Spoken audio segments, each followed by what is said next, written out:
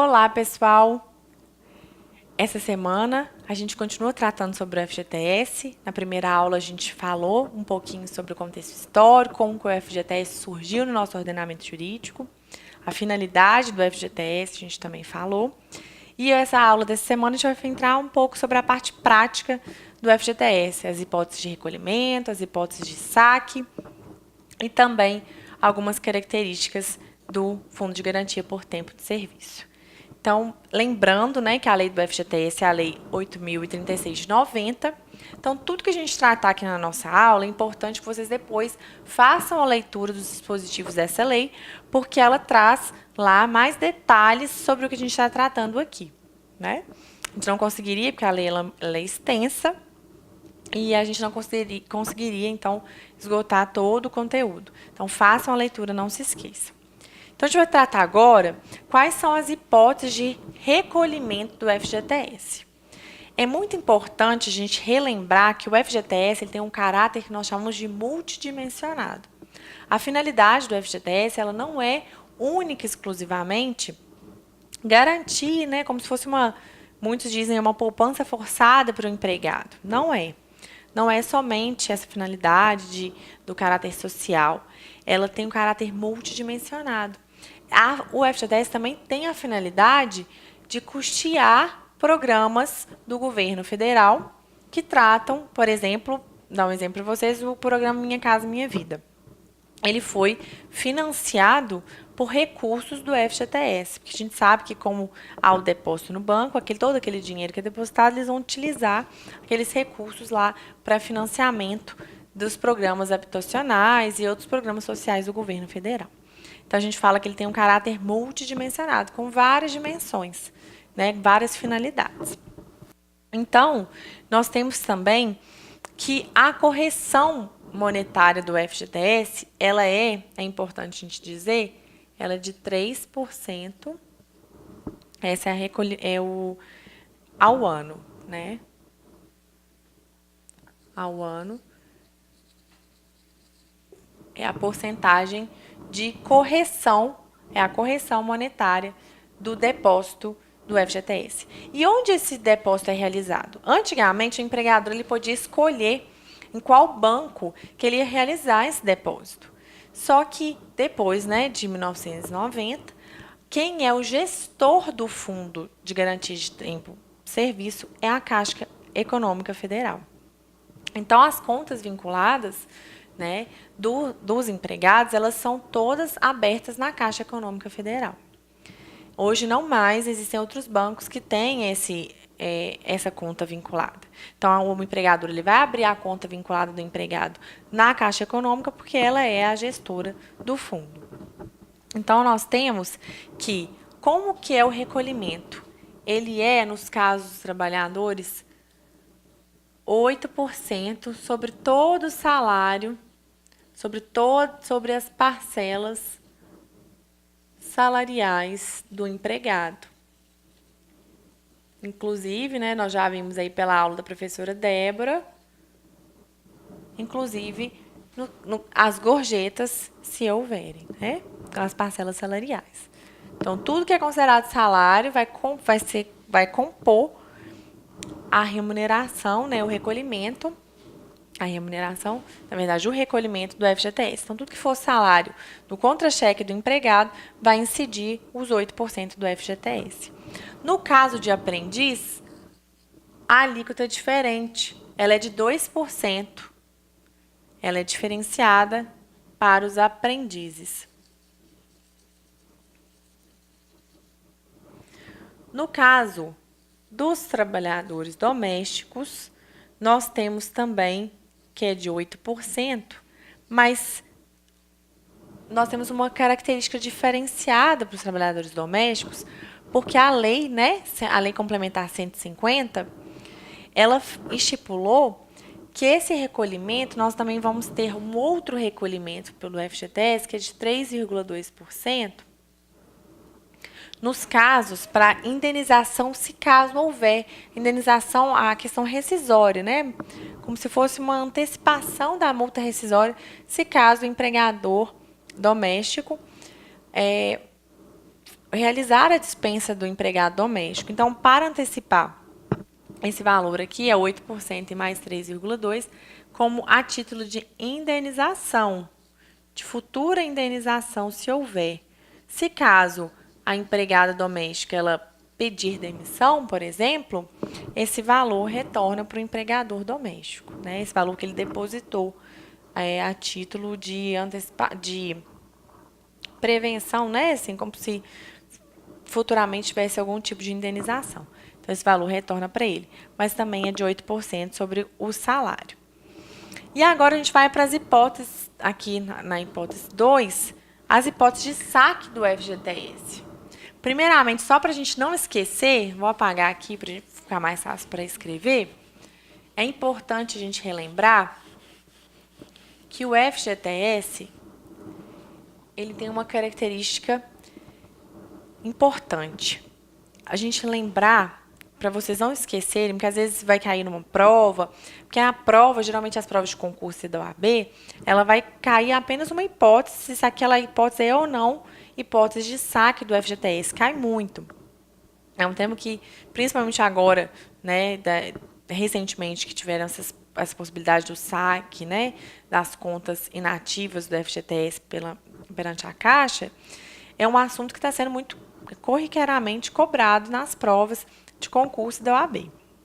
Então, uma questão para vocês não esquecerem, uma dica, um macete, né, para essas provas, é que quando eu não posso sacar o FGTS, o empregado ele não pode sacar o FGTS nas hipóteses, né, que ele deu causa, né? Então, professor, o que significa isso?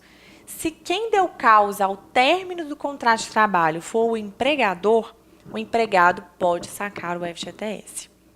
Não é que ele vai ter, nas outras hipóteses, né, que ele deu causa ao término, por exemplo, um pedido de demissão, ele não vai perder a titularidade sobre aquele valor depositado do FGTS, mas ele não pode sacar.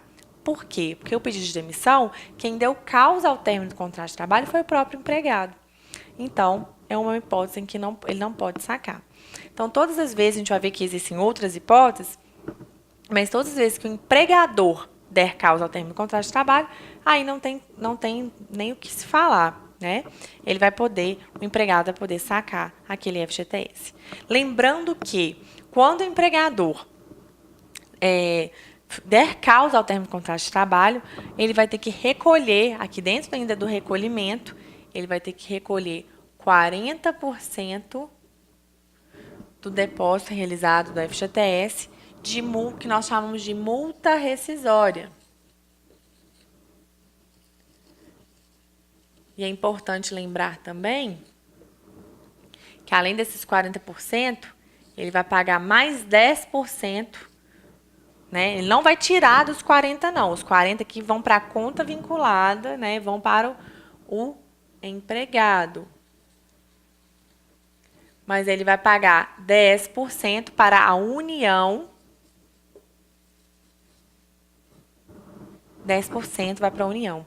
Eles até recentemente tentaram acabar, né, com essa obrigatoriedade do empregador também pagar 10% para a União, mas esse projeto de lei não foi aprovado e mantém-se, então, esses 10% de recolhimento no caso de rescisão por ato do empregador, né?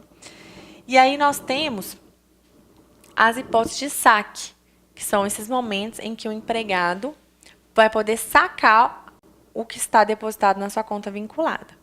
Então, nós temos algumas hipóteses de saque, é o artigo 20. Ele vai estar lá vão estar todas as hipóteses de saque no artigo 20 da Lei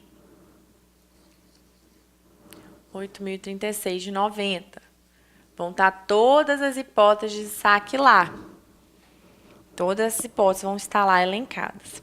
Então, leiam esse artigo com muita atenção, porque esse artigo é o que é mais cobrado, porque ele é muito extenso, tem muitos incisos, ele é o mais cobrado nas provas da OAB e de concursos públicos.